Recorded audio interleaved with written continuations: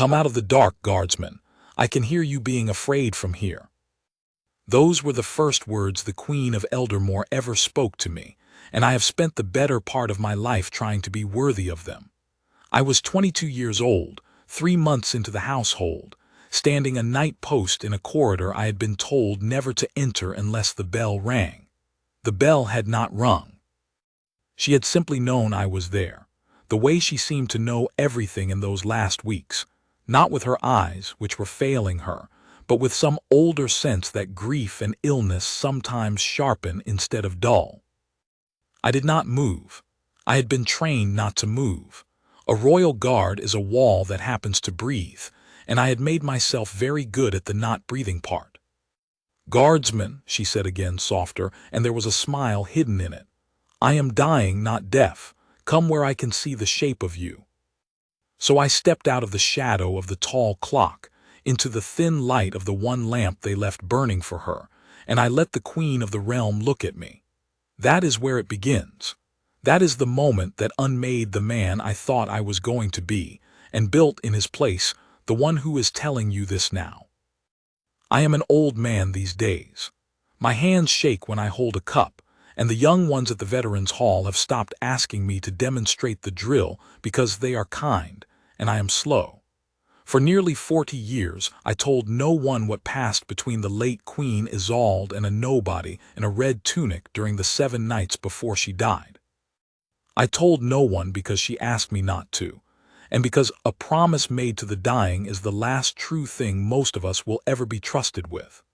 I am telling it now for one reason only, and she is sitting across from me as I speak, and she has her grandmother's habit of going very still when she is trying not to cry. But I am ahead of myself. Let me stand back at my post where I belong and start at the beginning, on the night the door was opened to me.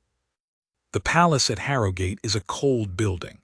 People imagine warmth when they think of a royal house, gold and fires and velvet, and there is all of that, but underneath it the stone is old and it holds the chill the way a well holds water. In winter the long galleries breathe cold on you from both sides, and the guards on the night watch learn 100 small tricks for staying upright and awake without appearing to do anything at all. I had learned them faster than most. I had come to the household with something to prove, which is the worst reason and the most common one, and I had decided that if I could not be clever or well-born, I would at least be the most correct man ever to hold a rifle at that gate. My father had been a farrier in a market town 3 days' ride from the capital. He shoed horses and mended cart iron and died young, coughing, when I was 11, and my mother raised me and my 2 sisters on what a widow could earn taking in washing and sewing for the households that had once been our neighbors and were now our betters. I tell you this not for pity. I tell you so you understand what I carried into that palace, a boy's certainty that the world was divided into people who were seen and people who were used, and a fierce, private determination to make myself so flawless that no one could ever use me carelessly again. If I could not be loved by the great, I would be indispensable to them. I would be the wall no one could fault. I earned the Queen's corridor because of that flawlessness, though I did not know it at the time. The old captain of the guard, a gray wolf of a man named Halbrook, had watched me stand a 6-hour vigil in sleet at the winter gate without so much as shifting my weight, and something in that must have satisfied him, because a week later he pulled me aside in the armory and told me I was being moved to the inner watch. He did not say why. Halbrook did not explain himself to boys. He only looked at me with those pale, tired eyes and said, "You'll stand the Queen's floor. You'll see things and hear things. You will forget every one of them the moment your relief arrives. Do you understand me?" "Yes, Captain," I said. "No, you don't," he said, not unkindly, "but you will." I did not understand, then, what he was moving me toward.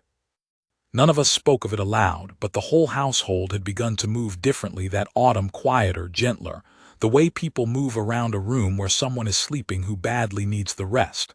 The Queen was ill. Everyone knew it and no one said it. The physicians came and went with their leather cases and their careful faces. The king, Alaric, had stopped taking his morning ride. The crown prince, Rowan, who was then a young father himself, had brought his little ones to the palace and stayed, which he did not usually do, and the children's laughter in the far wings had taken on the strange, too bright quality of laughter that the grown-ups are clinging to.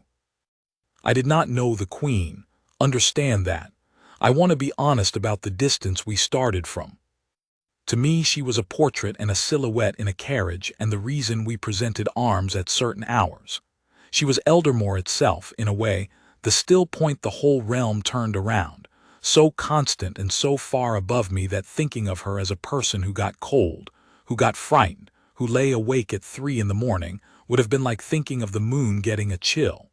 She was not a woman to me. She was a fact of the world.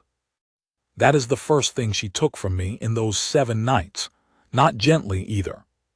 She took my comfortable idea of her the way you take a crutch from a man who's decided he can't walk, and she made me stand on my own 2 feet and look at her as she actually was. A tired, brilliant, frightened, funny, dying woman who had run out of people willing to speak to her honestly. The corridor outside her chamber was my post from the 11th hour until dawn. There were 2 of us on the floor, myself at the near end, by the tall clock, and an older guardsman named Denby at the far turn by the servants' stair.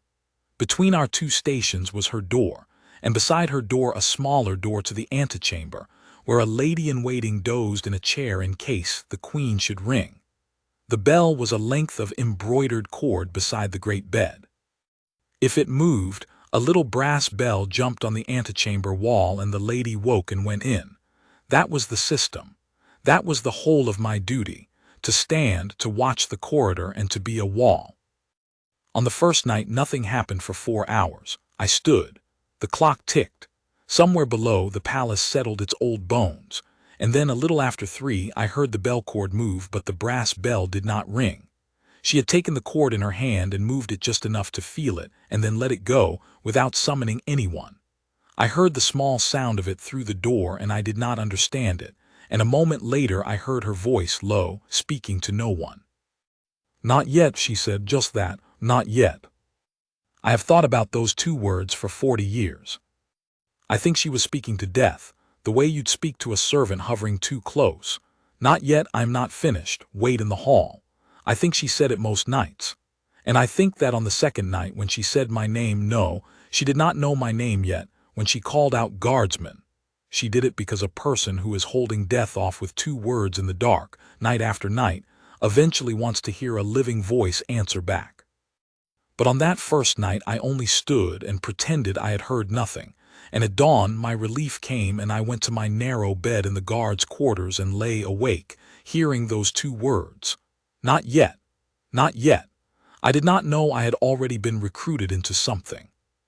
I thought I had simply overheard a private grief and done my duty by forgetting it, as Halbrook had ordered. I was wrong about that, as I was wrong about nearly everything, in the young and airless way of a man who thinks correctness is the same thing as understanding. The 2nd night the corridor was colder. There had been snow, and the cold of it pressed through the old glass at the gallery's end and pooled along the floor. Denby, at the far turn, had a way of standing that let him rest one shoulder against the paneling without seeming to, and I remember despising him a little for it, in my rigid, foolish way. I would rest against nothing. I would give the cold nothing to work with. A little before 3, the door of the antechamber opened, and the lady-in-waiting came out, a Lady Surrey's, kin to the Princess Alara's household, a kind and sleepy woman who had drawn too many of these long nights. She rubbed her face and murmured that she was going to fetch fresh water and would be only a moment, and would I keep an ear? I said yes, my lady. She went down the servants' stair, and the corridor was empty except for me and the great door and whatever lay behind it. That was when the Queen spoke into the dark. "Come out of the dark, guardsman. I can hear you being afraid from here." I confess my heart went sideways in my chest. My every instinct was to hold the line, to be the wall, to pretend the wall had not been addressed. A guard does not answer. A guard is furniture that can march. I had built my whole young self on that, and here was the one voice in the entire kingdom I could not pretend not to hear, calling me a coward through an oak door with more affection than anyone had shown me in a year. "Guardsman," she said again softer, "I am dying, not deaf. Come where I can see the shape of you." And I broke protocol for the first time in my life. I stepped out of the shadow of the tall clock, and I crossed to the threshold of her door, which stood ajar a hand's width, and I stood in the thin gold light of her lamp and let the Queen of Eldermore look at me. She was propped on many pillows in a bed that was too grand for a sick woman, all carved posts, and a canopy that made the space above her look like a chapel. The illness had made her small. That was the thing I was least prepared for, how small she was, how the disease had pared her down to something bird-like and fierce. Her hair, which the realm knew silver and swept up, was in a plain braid over one shoulder, and it was thinner than any painter would have dared to show. But her eyes, when they found me, were not a sick woman's eyes. They were quick and dark and amused, and they went over me the way a good sergeant goes over a new recruit, and I felt myself measured, and to my surprise, not found wanting. "There," she said, "flesh and blood after all. I had begun to suspect they'd put a very handsome coat rack on my floor." She studied my face. "You're young. You've the look of the far country about you, not the capital. Where are your people from, guardsman?" I should not have answered. Every rule I held said stand mute, present arms, summon the lady, do not engage. But you must understand what it is to be 22 and cold and lonely, and to have the most important person in your world ask you where you are from as though the answer mattered to her. The rules did not stand a chance. "Redmore, ma'am," I said. My voice came out rough from a night's disuse. "The market town's east of the fen. My father shoed horses there." "A farrier's son." She nodded slowly as if I had confirmed something. "Good, careful hands then, that kind of work breeds." "And what is a careful-handed boy from the eastern towns doing standing in my cold corridor at 3 in the morning, instead of sleeping like a sensible person?" "Standing my post, ma'am." "That is what you are doing." I asked why. She let the silence sit, and I understood that she was not going to fill it for me, and that she had all night and that I did not. It is a trick the powerful have, that patience. But hers did not feel like power. It felt like genuine curiosity, which was rarer and more disarming than any command. "My father died when I was a boy," I heard myself say. "There was no money. I have 2 sisters and a mother who broke her hands with washing to keep us fed. I came here because the household pays a steady wage and because—" I stopped. I had not meant to say the next part, not to her, not to anyone. But her eyes held me, patient and unhurried and kind, and the words came anyway.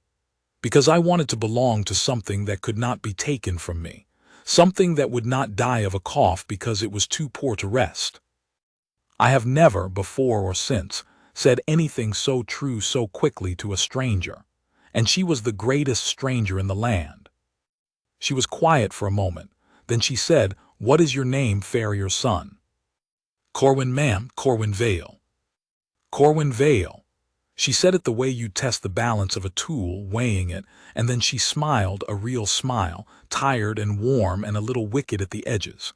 "Well, Corwin Vale of Redmore, you may stop standing at attention. There is no one here to see you do it, and I promise you I am past the age of being impressed by a straight back. Ease your shoulders before they set that way for good. I've buried a great many men who could not unbend, and I did not enjoy any of the funerals. I did not ease my shoulders, not that night, but something in me eased that I did not have a name for. That was the whole of the second night. A handful of minutes before Lady Surrey's came back up the stair with her jug of water, and I stepped back into the shadow of the clock as though I had never left it, and the Queen closed her eyes and pretended to sleep, and we neither of us said a word about it. But I walked back to the guards' quarters at dawn, a different creature than the one who had walked out at dusk, and I could not have told you why, and it frightened me, and I wanted it to happen again more than I had wanted anything in a long time. Here I must stop and speak plainly to you about what this was, because 40 years have taught me how the mind wants to make a story neater and grander than it was. It was not a romance. Let no one ever say so. It would dishonor them both, the queen and the truth. She was old enough to be my grandmother, and she was in love with her husband and her country to her last breath. And it was not either some fairy tale of a wise queen adopting a ragged boy. She was not sentimental. She was, if anything, one of the least sentimental people I have ever known, which is a thing they never tell you about the truly kind. That real kindness is usually clear-eyed and a little stern, and has nothing to do with softness. What it was, I have come to believe, was this. She was dying, and she had discovered a thing that the dying often discover and the rest of us are too busy to notice, that she was surrounded by love and could not use any of it. Everyone who loved her had a stake in her not dying. The king could not sit with her without his grief becoming a weight she had to carry for him. Her son could not speak plainly for fear of frightening the little ones, or himself. Her physicians lied to her professionally. Her ladies wept in the antechamber and came in with brave, dry faces. Every honest word she might have said would land on someone who loved her and hurt them, and she was too good a woman, and too tired, to keep hurting the people she loved. And then there was me, a wall that breathed, a nobody from the eastern towns who had no stake in her at all, who would be relieved at dawn and could carry whatever she gave him out of the room and set it down and pick up his rifle again. She could say anything to me. She could be afraid in front of me and it would cost no one anything, because I was no one.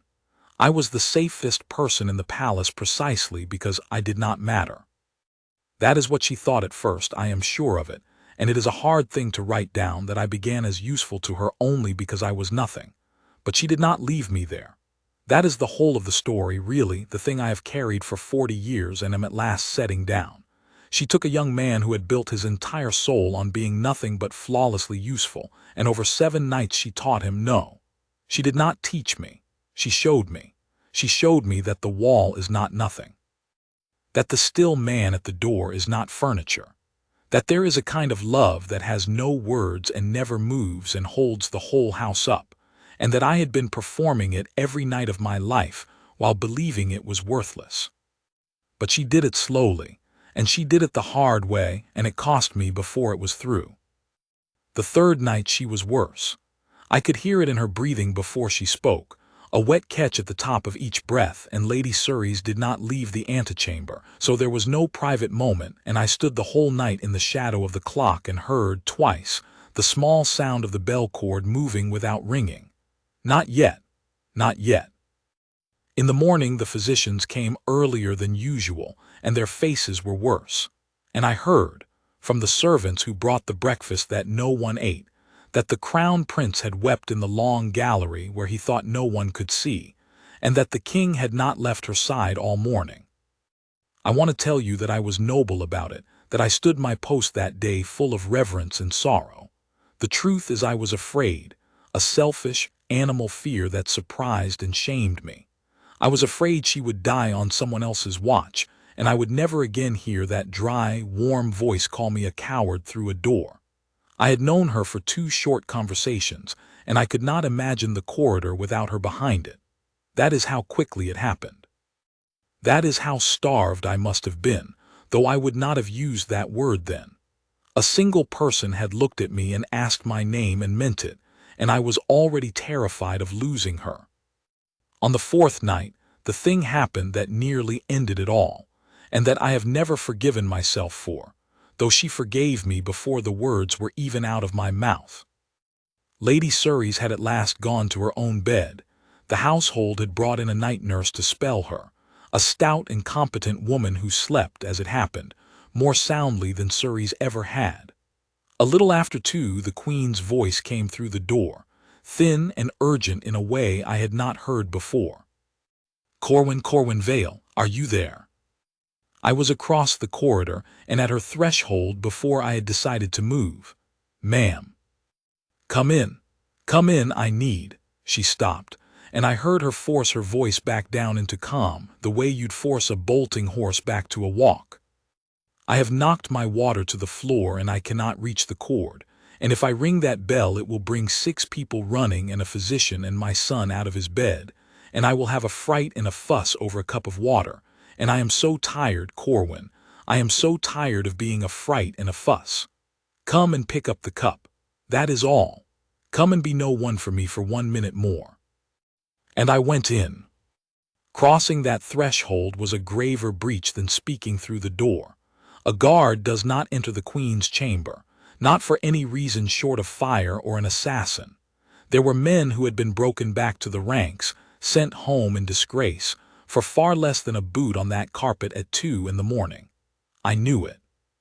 I knew it the way you know the edge of a cliff in the dark, by the way your whole body pulls back from it. And I stepped over the edge anyway, because a dying woman had asked me to pick up a cup, and because she had said come and be no one for me, and I understood without having the words for it, that she was asking me for the one thing no one else in her life could give her. An ordinary human errand, done without ceremony, without grief, without the whole vast machinery of a kingdom lurching into motion. The cup was on the floor by the bed, a fine thing of thin white porcelain, and the water had spread dark across the carpet. I set my rifle against the wall, another thing that would have finished me, had anyone seen, and I knelt and righted the cup, and I found the covered jug on the far table and filled it, and I brought it to her hand and steadied her hand with mine while she drank, because her fingers had not the strength to hold it steady alone. Her hand was so light. That is what undid me. This hand that a whole realm had bowed to, that had signed the great papers and worn the great rings and laid the first stone of half the hospitals in the country. It lay in mine no heavier than a folded bird, trembling, and I could feel every bone in it, and I thought, she is a person. She is only a person. All of it, the crown and the country and the portraits, and underneath it only this, a tired old woman who cannot lift her own cup, the same as my mother would be one day, the same as I would be one day. The whole false architecture I had built, the seen and the used, the great and the small, it did not so much fall as simply cease to be there, the way a fog is not there once the sun is on it. She drank and sighed, and let her head go back against the pillows, and looked at me kneeling there with her cup in my hand. "Thank you, Corwin Vale," she said. "You have no idea what a mercy it is to be handed a cup of water by a person who is not about to cry." I did not cry, I want that on the record, but it was close. That was the night I learned she knew she was dying, not in the way the whole household knew it and would not say it, but plainly, as a thing decided and accepted. She spoke of it the way you'd speak of a journey booked for the morning. The physicians, she told me, had stopped their worst treatments a week before, at her own insistence. She had sent them away with their tinctures and their leeching and their bright false hope, and she had told the king she wished to spend what was left awake and clear-eyed rather than drugged into a fog for the comfort of the people watching her. It had been, she said, the hardest argument of her marriage.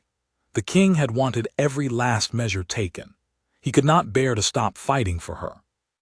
And she had held his face in her 2 hands and told him that there is a courage in letting go that is harder than the courage of fighting on, and that she needed him to be brave enough for it, because she could not be brave enough for both of them.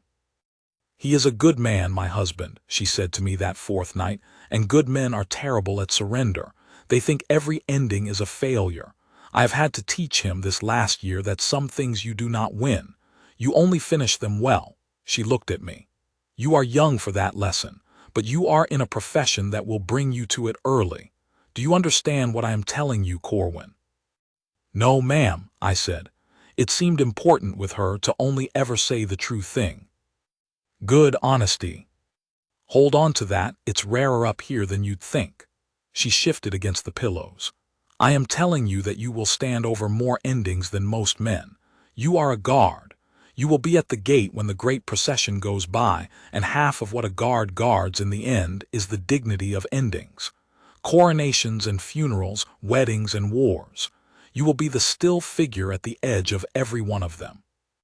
And you will be tempted all your life to think that because you did not move, you were not part of it, that you only watched."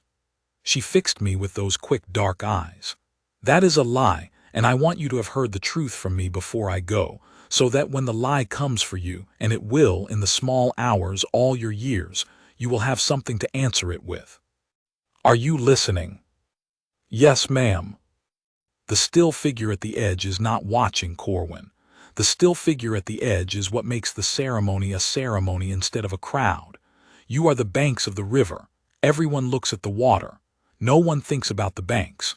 But take the banks away and there is no river, there is only a flood spreading and shallow and going nowhere. You hold the shape of the thing. That is not nothing. That is the whole of it. I have never forgotten a word of that. I have said it silently to 1,000 recruits I never spoke it aloud to. I said it to myself at every funeral and every gate for 40 years. You are the banks of the river.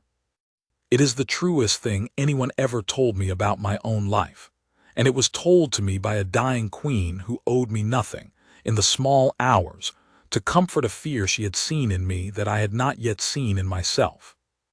Then Lady Surrey's replacement, the stout night nurse, stirred in the antechamber, and the queen's hand tightened on mine for half a second go, and I was up and out and back at my post with my rifle in my hands before the nurse's door had fully opened, and my heart was going like a drum, and the queen was breathing the slow, false, deep breaths of a woman pretending to be asleep, and I stood in the shadow of the clock and shook, quietly, for a long time.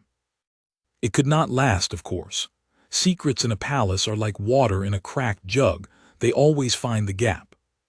On the 5th day, in the harsh light of the guardroom, Captain Halbrook was waiting for me when I came off watch, and he did not look tired now. He looked like the gray wolf he was. Vale, he did not raise his voice. Halbrook never needed to. Denby tells me he has twice seen you off your mark on the Queen's floor, once at the threshold of Her Majesty's door, speaking. He let that word sit in the cold air between us. Tell me Denby is a liar and a fool, Vale, because if he is telling the truth I will have to end you here, and I find I do not want to. I could have lied. Denby was at the far turn. He could not have heard clearly, could not have seen into the room. A clever man would have said the Queen had rung, that he had answered a summons, that all was in order. I stood there with my whole future, the steady wage, the belonging that could not be taken from me, everything I had come to that cold palace to secure, hanging on the next thing out of my mouth. And I thought of her saying honesty is rarer up here than you'd think, and I found I could not do it. Not that. Not about her. Denby is telling the truth, Captain, I said. Her Majesty spoke to me. I answered. On the 4th night I entered her chamber to bring her water because she asked it of me, and because she did not wish to raise the household over a spilled cup. I broke the protocol of the floor. I did it knowing what it would cost. I will not pretend otherwise, and I will not blame her. And if you must send me home, then I ask only that you strike it from her memory and lay it all on me. There was a long silence. Halbrook looked at me, and something moved behind his pale eyes that I did not understand until much later. Sit down, Vale, he said at last, and his voice had changed. Sit down, boy, before you fall down. I sat. He poured 2 cups of the bitter guardroom tea, and set one in front of me, and lowered himself onto the bench opposite with the care of a man whose knees have carried too much armor for too many years. 31 years ago, Halbrook said, I stood the Queen's floor. She was young then, so was I. There was a fever went through the household one winter, and it took her hard, harder than they let it be known, and for a fortnight she was not expected to live. He turned his cup slowly in his big scarred hands. One night she called me to her door, same as she called you, frightened out of her wits, and too proud to let the king see it, and I was the only one there who did not matter enough to frighten. I went in. I broke every rule on that floor, same as you. And my captain, old Aldous Wren, dead these 20 years. God keep him, my captain found out, same as I've found out. And he sat me down, same as I'm sitting you, and he told me what I'm about to tell you. He leaned forward. There is the protocol of the floor, Vale, and it is real, and you will keep it. And any man who breaks it for his own reasons, curiosity, or presumption, or a wish to be near the great, I will break in turn and gladly. But there is an older duty underneath the protocol, and it is this. The household exists to serve the crown, and the crown is worn by a person, and sometimes the person in the dark needs something that the whole machinery of the household cannot give her, because the machinery is too loud and too frightened and too much in love with her to be of any use. And when that happens, sometimes the only servant she has left is the one at the door, the still one, the one who does not matter. He held my eyes. You did not break your duty last night, Vale. You discovered the bottom of it. Do you understand the difference? No, Captain, I whispered. And remember the words until you do. He stood, joints cracking, and looked down at me with something I had never seen on that gray face before, not approval, which he handed out like a miser, but a kind of recognition, one soldier to another across 30 years. You'll finish her nights, all of them. Denby will see nothing and say nothing. I'll speak to him. And when it is over, and it will be over soon, boy, be ready, you will carry whatever she gives you, and you will set it down for no one.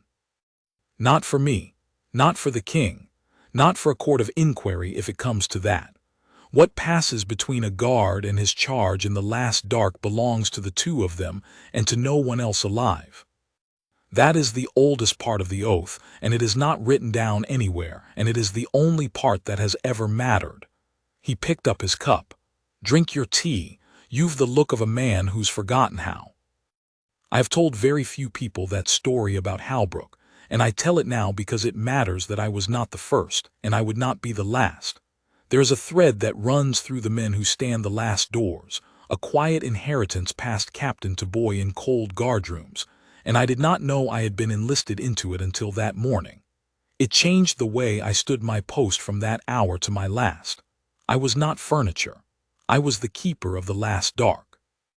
I had a duty older than the drill, and its whole substance was this: to be trustworthy in the one place where a person has nothing left to protect them but the discretion of the man at the door.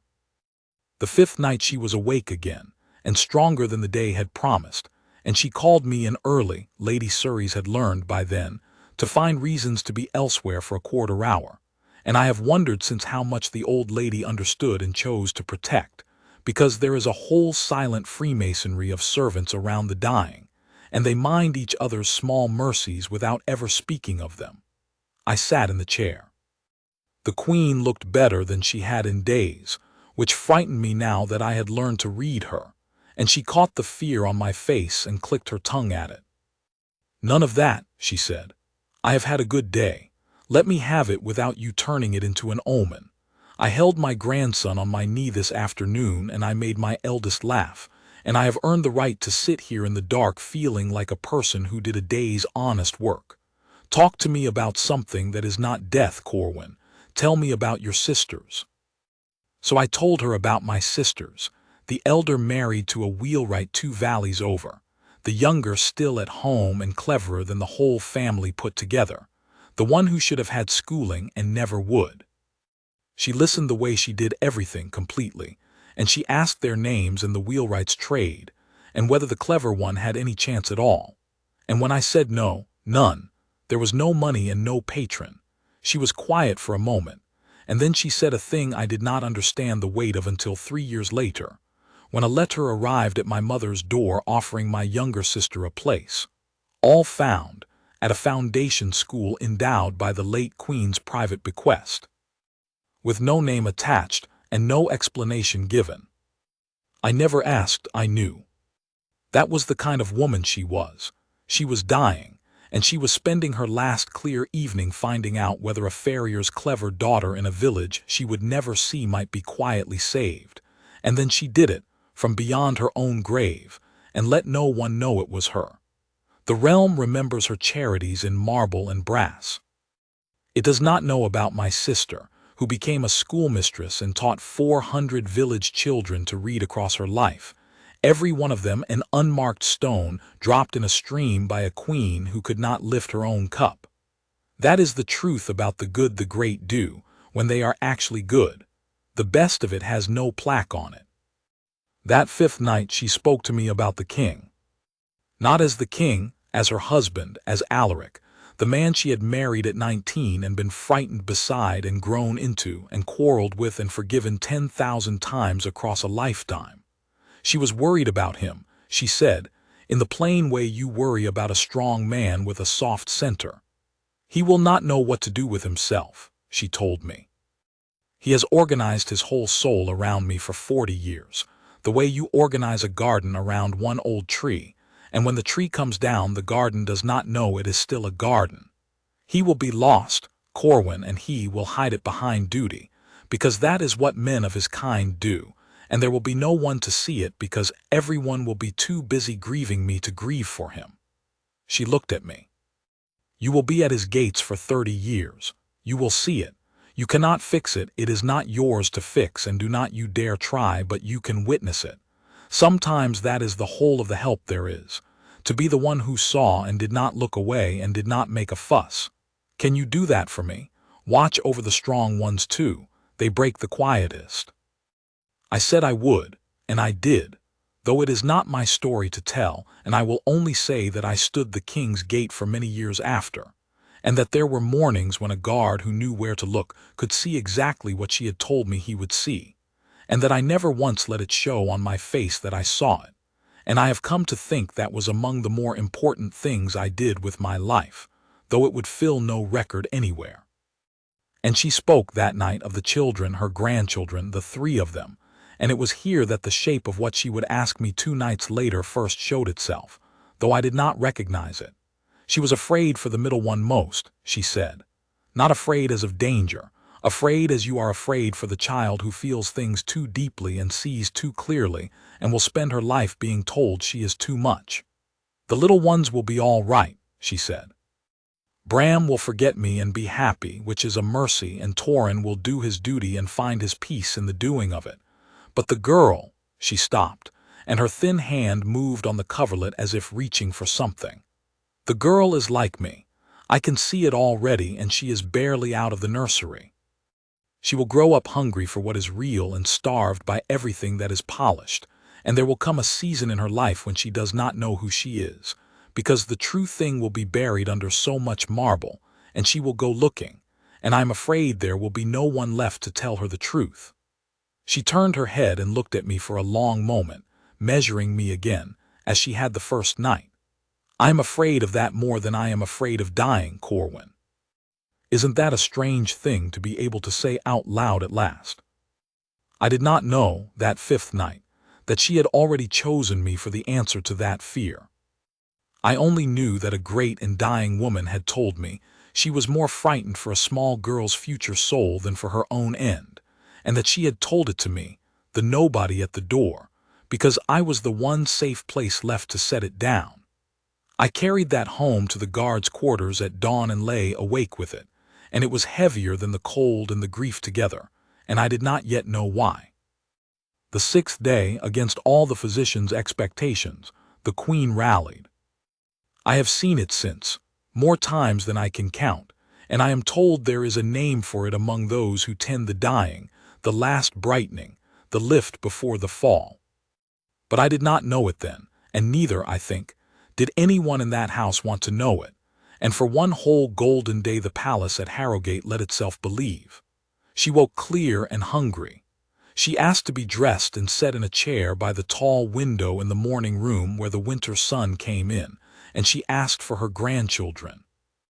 I was not on duty for it, but I heard every scrap of it from the servants, who told it and retold it all day with wet eyes and helpless smiles. And years later the Princess Ilara told me the rest of it herself, so I can give it to you nearly whole.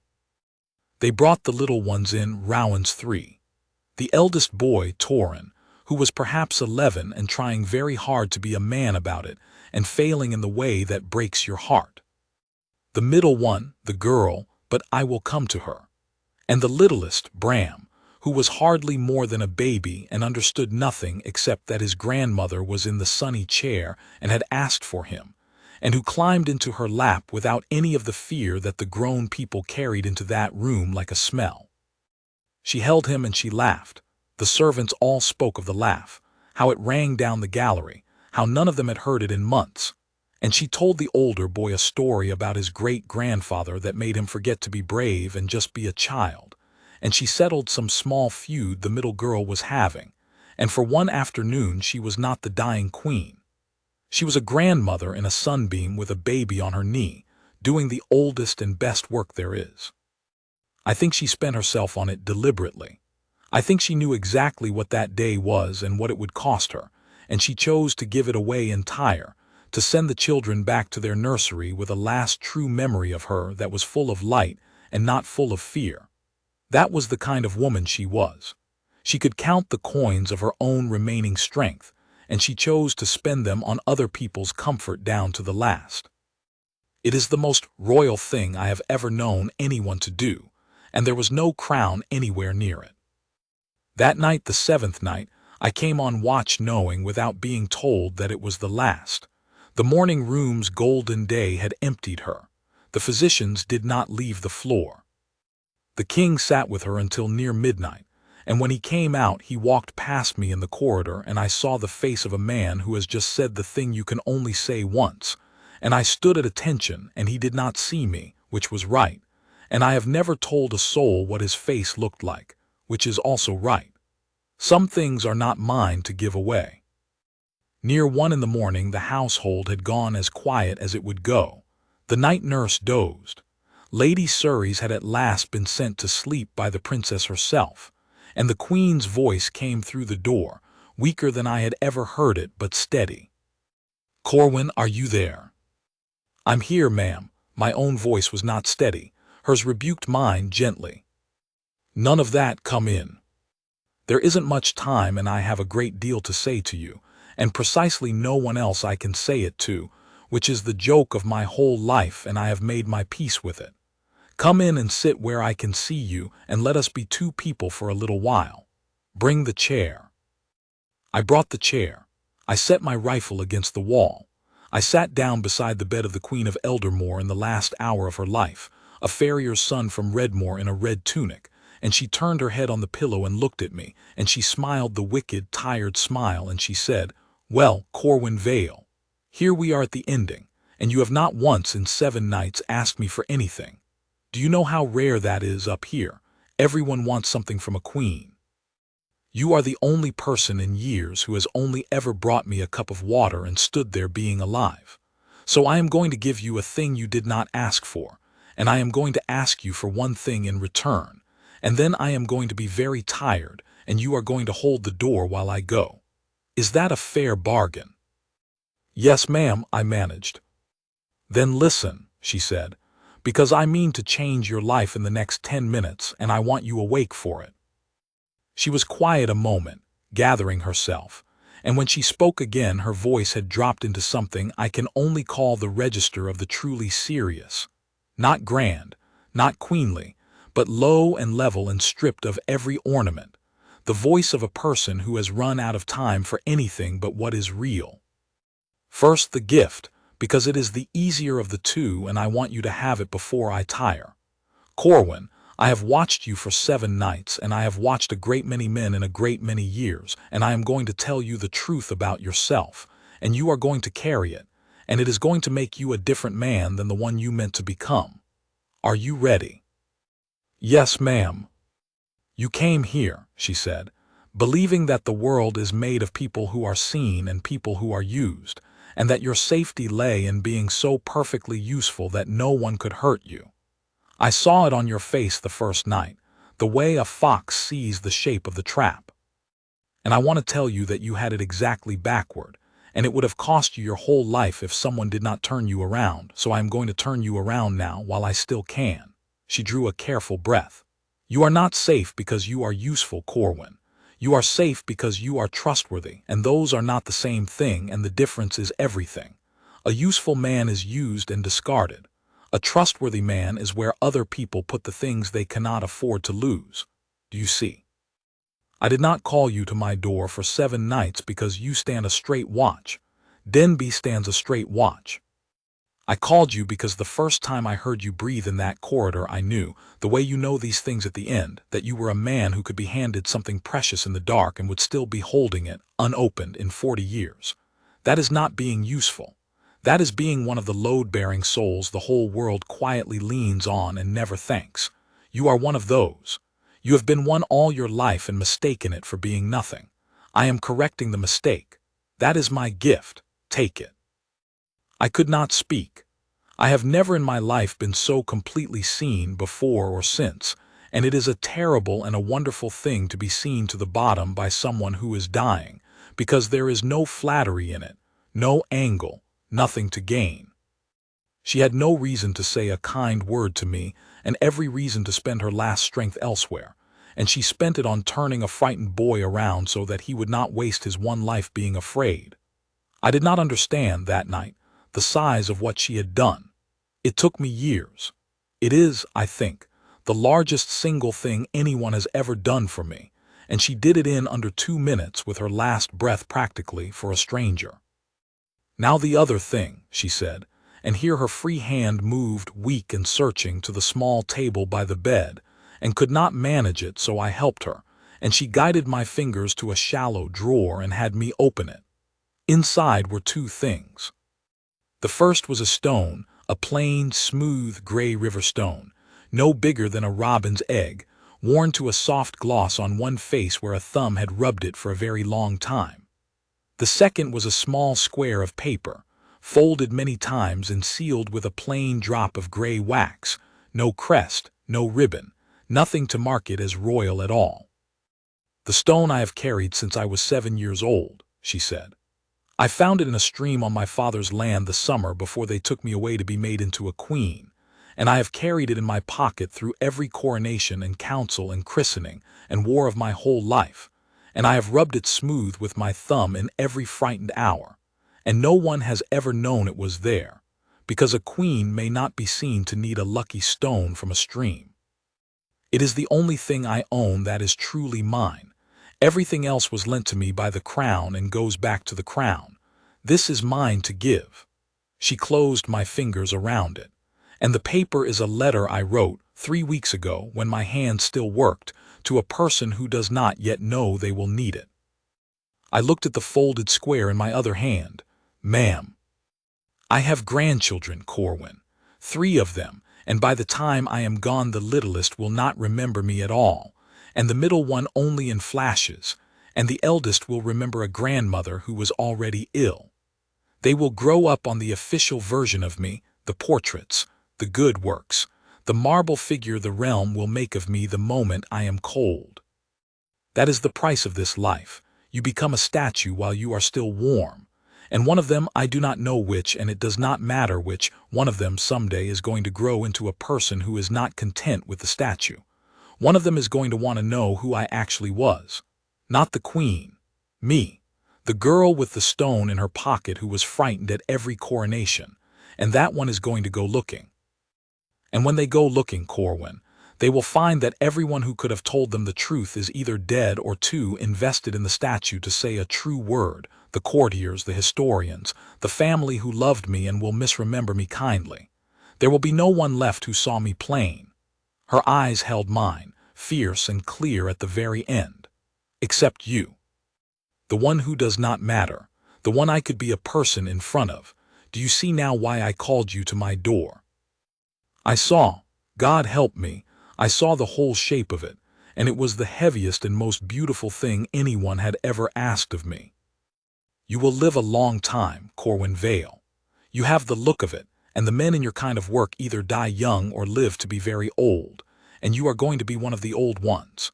You will outlive me by 50 years, and somewhere in those 50 years, one of my grandchildren is going to come and find the last man who spoke with their grandmother. I have made sure your name is written where a determined child can one day find it, and they are going to ask you who I really was. And when they do, you will give them the stone, and you will give them this letter, and you will tell them everything. Not the statue, me, the cup of water, the frightened girl, the truth. That is what I am asking you for in exchange for turning you around. Will you carry it for as long as it takes, even if it takes your whole life?" "I will carry it, ma'am," I said, and my voice broke on it, and I did not care. "For as long as it takes, until one of them comes, I swear it." "I know you will," she said simply. "That is why it is you."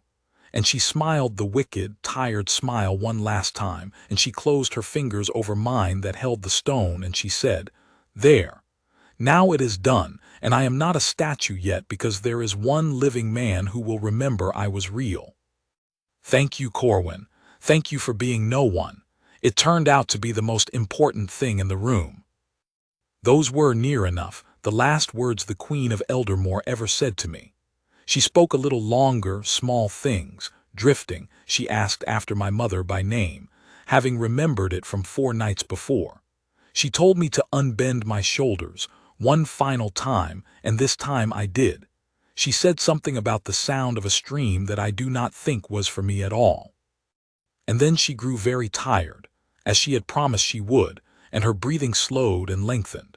And near 4 in the morning her hand went slack in mine, and I sat there and held the door of her going the way she had asked me to. And I did not ring the bell, because she had told me plainly that she did not want to wake to a room full of frightened faces at the end, and that when the time came I was to let her go quietly and only then rouse the house. So I let her go quietly. And when the last breath had gone out of her and did not come back, I stood, and I put the stone and the letter inside my tunic against my heart where they would stay for the next 38 years, and I took up my rifle, and I straightened my unbent shoulders one last time, and I went and woke the night nurse, and the household came awake into its grief, and no one ever knew, no one but Halbrook, who found me at dawn and looked at my face and asked nothing, and only put one heavy hand on my shoulder and left it there a moment, that the last living person the Queen had spoken to was the man at the door. They buried her with the whole weight of the realm. I stood the guard at the cathedral, of course. I asked for it, and Halbrook gave it to me without a word. I stood at the edge of the greatest ending Eldermore had seen in a generation, the still figure at the rim of the ceremony, and I did not move, and I did not weep, and the entire time I could feel the little gray stone against my heart, warm from my body, and I heard her voice under the tolling of the bells. "You are the banks of the river. Everyone looks at the water." I held the shape of the day for her. It was the last thing I could do that she had asked me to do, except for the one thing that would take the rest of my life. I will not pretend the carrying was easy in those first years. A secret is a live thing, and a great secret is a heavy one, and I was a young man who had been handed the weight of a queen's dying self and told to bear it alone until an appointed hour that might be half a century away. There were nights I lay awake and doubted the whole of it, doubted that she had meant it, doubted that any grandchild would ever come, doubted whether a farrier's son had any business being the keeper of such a thing, and whether the honorable act might not be, after all, to give the letter quietly to the king, who had loved her most and grieved her hardest and surely had the better right to it. I came close, once. In the raw first spring after her death, I stood a long watch at Alaric's study door and heard him inside, alone, saying her name to an empty room, and the letter against my heart felt like a theft, as though I were withholding from a broken man the last words of his own wife. I very nearly knocked. I very nearly ended the whole trust that night out of pity. What stopped me was her voice, as clear in memory as it had been in life, to whichever of you it turned out to be, not before. She had not written it to her husband. She had thought of him, provided for him in her own way, and then she had reached past him, past the whole grieving generation that would misremember her kindly, to a soul not yet grown, and she had chosen her instrument with her eyes open. The letter was not mine to redirect, however good my reasons, however much kinder it might have felt in the moment. That is the hardest lesson a trustworthy man ever learns, that being trusted means you do not get to improve on the trust with your own judgment, not even to be merciful, not even when mercy is standing right in front of you with tears on its face. You carry the thing as it was given. You hold the shape of it exactly. So I did not knock. I stood my watch, and I let the king grieve alone behind his door, because that was the shape she had made. And I have never been certain I was right, and I have never once regretted it. And I have come to understand that those two things can be true together, and that most of the honest choices in a life are made in exactly that narrow country between them. After that spring it grew easier, or rather I grew larger around it. the way a tree grows around an old nail until the iron is simply part of the grain. The secret stopped being a weight I carried and became, instead, a shape I was built around, a keel down the middle of me that kept me upright in weather that capsized other men. When a bribe was offered, and in 30 years at the gates of power, a man is offered a great many, I found I could not even be tempted, because a soul that is already holding a queen's last words unopened has nothing left in it that money knows how to reach. When I was passed over, slighted, mistaken for furniture by the arrogant and the careless, I found the old wound of it had healed clean, because I knew a thing about myself that no slight could touch, that I had been chosen once by the truest judge of character in the realm, to be the one who could be trusted with what could not be replaced. I never told a soul, but I knew, and knowing it was enough to stand on for a lifetime. And the rest of my life is quickly told, because it was, on the surface, an unremarkable one. I stood the household's posts for 30 more years and rose in the end to the gray wolf chair that Halbrook had sat in, and I trained up my own boys, and once or twice, when I found one of them at the bottom of a bad night with the look of the trap on his face, I sat him down and poured the bitter tea and told him about the banks of the river, and passed the thread along. I married, late and well. I buried my mother in the churchyard at Redmore with her ruined hands finally at rest. I grew old. And through all of it I carried the stone and the sealed letter, and I watched over her family from the one place a guard is allowed to watch from the edge, the door, the still point at the rim of their lives. I watched the littlest grandchild, Bram, grow from the baby on her knee into a broad and easy man. I watched the eldest, Torin, take up his duties, and I watched the middle one, the girl, most closely of all, because from the very start there was something in her that put me in mind of a stone worn smooth in a pocket, a stillness under the surface, a way of watching the room from the edge of it, a refusal to be content with the comfortable version of things. Her name is Malin. She grew up, as her grandmother had foreseen, on the official version, the portraits, the marble, the good and distant queen. And she grew, as her grandmother had also foreseen, into a person who was not content with the statue. I will give you a few of the moments, because they are the only wages my long watch ever paid, and I have grown fond of them. When Malin was perhaps 8, I was on the forecourt when the family returned from some solemn state occasion, and a sudden rain came on, and while the courtiers scattered for cover, the girl broke away and ran back across the wet stone to a lame old flower seller who had been set up by the outer gate and was struggling to cover her cart, and she helped the woman pull the oilcloth over the blooms, ruining a dress that cost more than the flower seller would earn in a year, and her nurse was scandalized. And I stood my post and did not move a muscle and felt the little gray stone against my heart and thought, plainly and without any doubt at all, there you are. She learns the names at her doors. Your granddaughter is going to be all right, ma'am, in the way you meant it, which is the only way that lasts. When she was perhaps 14, there was a bad season, the one the queen had foretold, or one of them, when the girl went quiet and gray and thin, pulled down into herself the way the clever, unhappy young ones are, and the household worried, and the physicians came, and no one could name the trouble, because the trouble had no name. It was only the ancient ache of a soul that feels too much and has been handed a great cold marble grandmother to measure itself against, and found itself wanting. I could not go to her. It was not my place.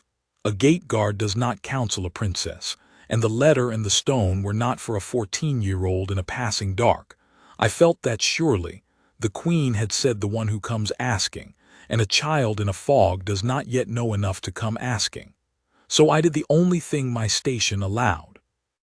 On the morning she rode out early to escape the house, which she did more and more that winter, I made certain I was the one at the postern she used, and I gave her each time the full and formal salute, the whole of it, blade and bearing and stillness, the salute we render to the crown itself, as though she were already everything she doubted she could ever be.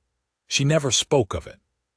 But I watched, over that gray winter, a thing happen that I will believe to my last hour was worth a whole career of standing in the cold.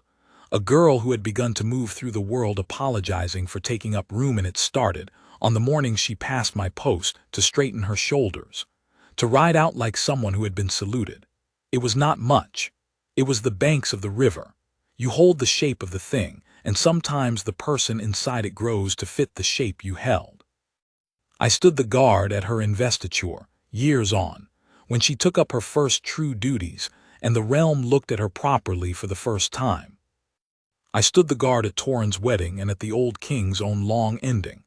Alaric outlived his Isolde by 29 years, and was lost the whole time, exactly as she had said, and hid it behind duty, exactly as she had said, and I witnessed it and did not look away and never let it show, exactly as she had asked. And when at last he went, I stood at that cathedral too, an old man now myself, at the rim of the second great ending of my life, holding the shape of a day for a man whose wife had trusted me with his loneliness 30 years before. He never knew my name. That was right. Some of the best of what we do is done for people who will never know we did it, and a man who needs to be thanked for it has not understood the work. And through all of those years, at every gate and every ceremony and every long cold watch, I carried the stone and the letter, and I waited, and I did not open it. And there were seasons when I wondered whether the day would ever come at all, whether the middle grandchild would settle comfortably into the marble after all and never go looking, and I would die with a queen's last words still folded and sealed against my heart, my one great charge unfulfilled, the stream never reaching the sea.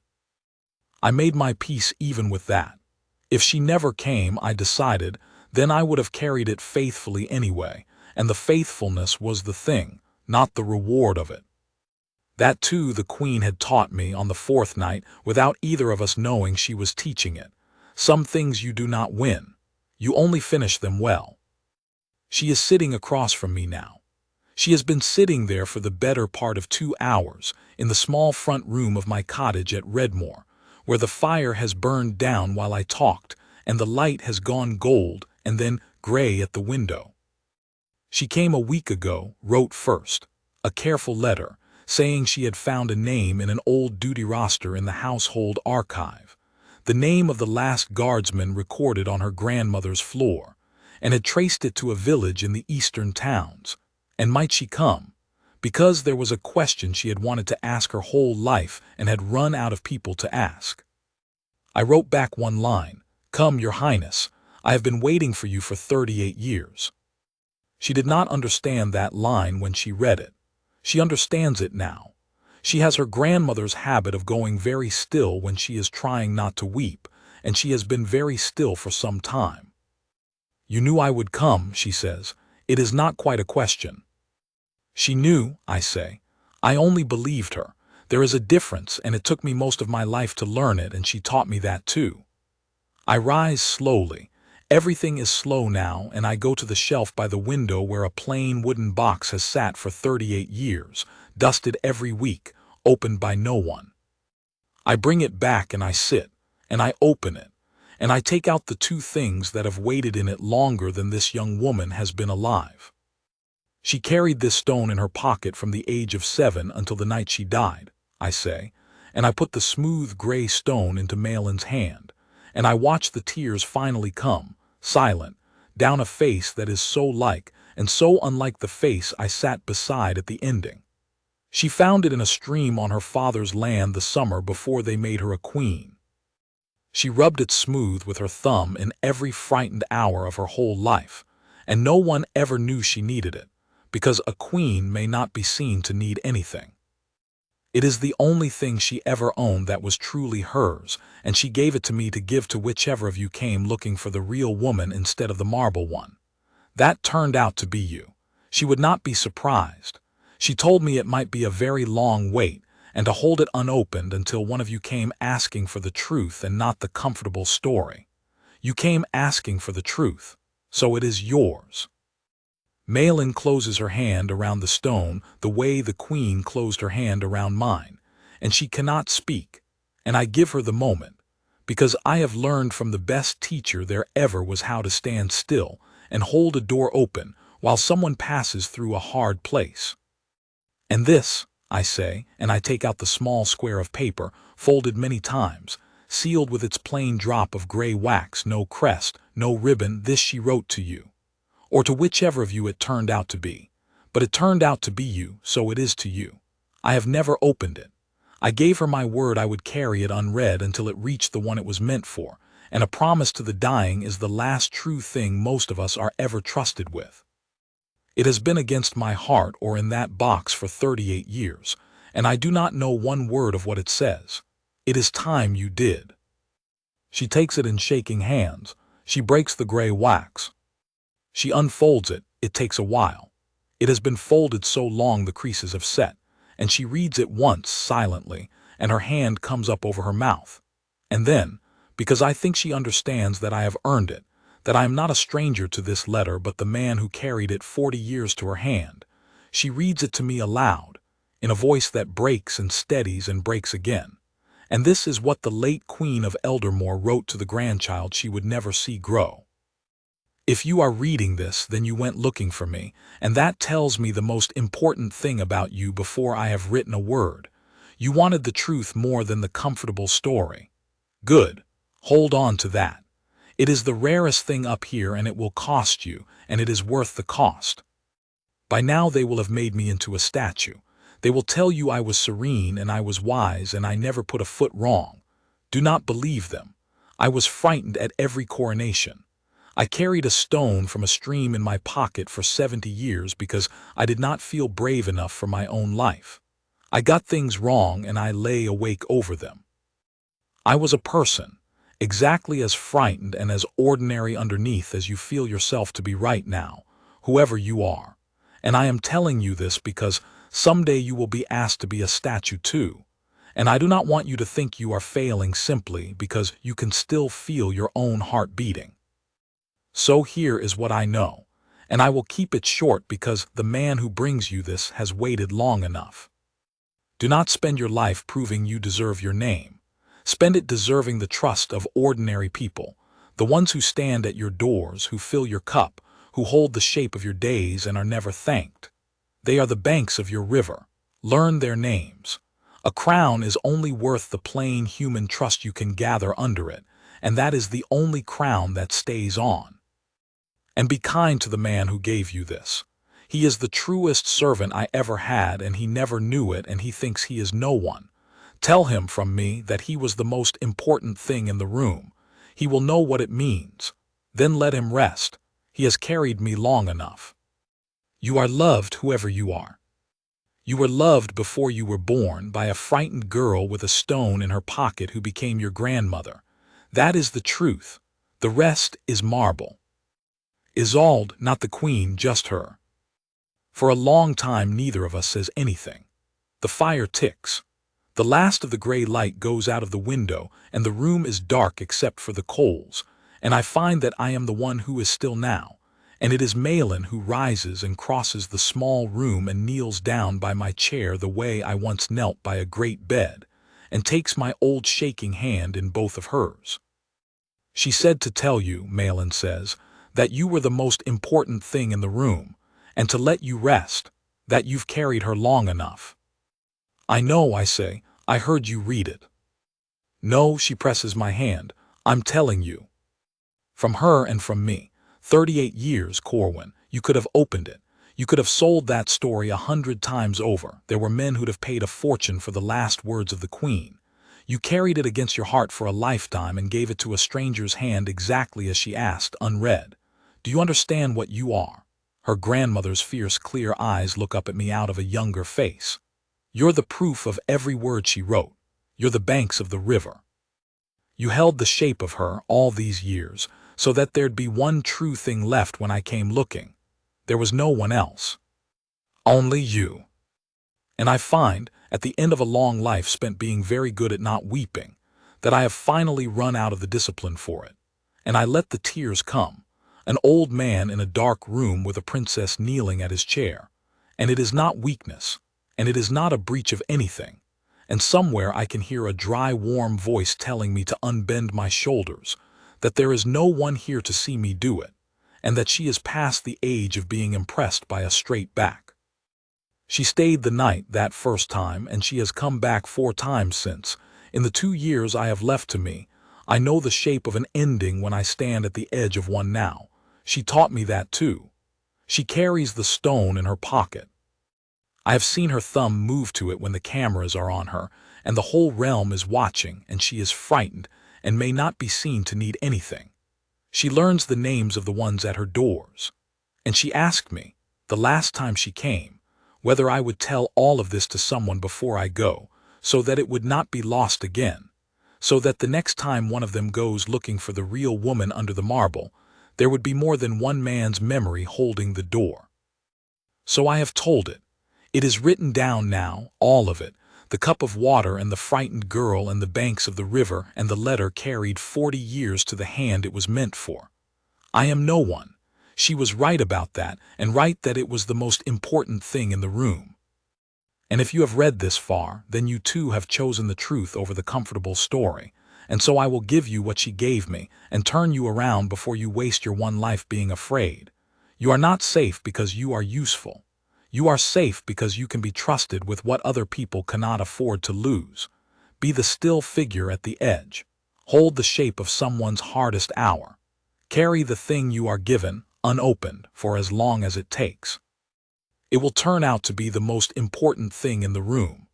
A dying queen taught me that in the last dark, when I was nothing but the man at the door, and it changed me, entirely and forever, and I have been trying to be worthy of it ever since.